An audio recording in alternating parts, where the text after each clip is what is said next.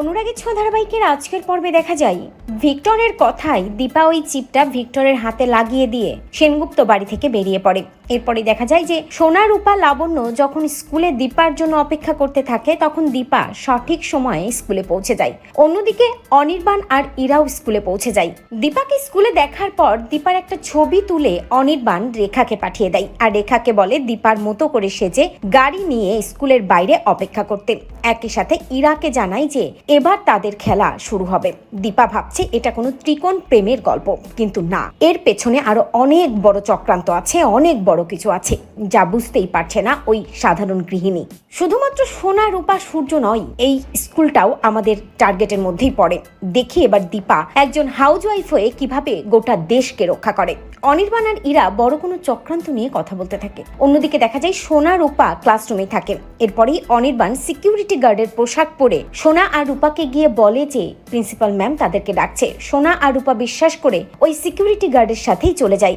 একটা সময় সোনা আর রূপাকে নিয়ে গেটের বাইরে বেরিয়ে যায় অনির্বাণ। সোনা আর রূপা বুঝতে পারে এই লোকটি তাদেরকে হয়তো সত্যি কথা বলেনি। তবে অনির্বাণ সোনা আর রূপাকে বলে গাড়িতে তোমাদের মা অপেক্ষা করছে, ওই দেখো, তাকিয়ে দেখো।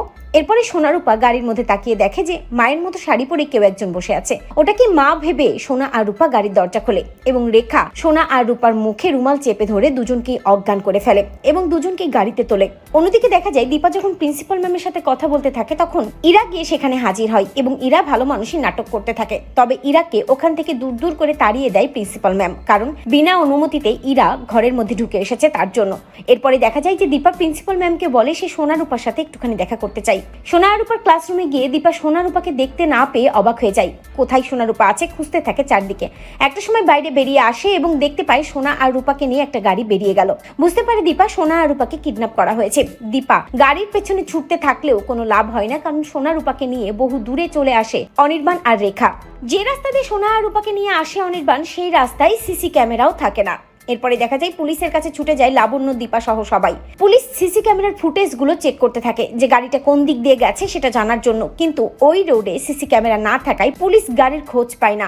অপরদিকে দেখা যায় সোনা আর রূপাকে নিয়ে চম্পা মাসির বাড়িতে চলে যায় অনির্বাণ এবং চম্পা মাসি সোনা আর রূপাকে স্পষ্ট করে বুঝিয়ে দেয় যে তারা কখনো আর তাদের মা বাবার সাথে দেখা করতে পারবে না আর তারা এই জায়গা থেকে কখনো বেরও হতে পারবে না। এই জায়গায় সবাই একবার আসে, কখনো বের হয় না। সোনা আর রূপা খুব ভয় পেতে থাকে। অন্যদিকে অনির্বাণ সোনা আর রূপাকে চম্পা মাসির কাছে বিক্রি করে দিয়ে চলে যায়। তো বন্ধুরা, তোমরা এটাই চাও তো যে দীপা যেন এই অনির্বাণের কবল থেকে, চম্পা মাসির কবল থেকে সোনা আর রূপাকে রক্ষা করতে পারে? কমেন্ট করে জানাতে ভুলো না।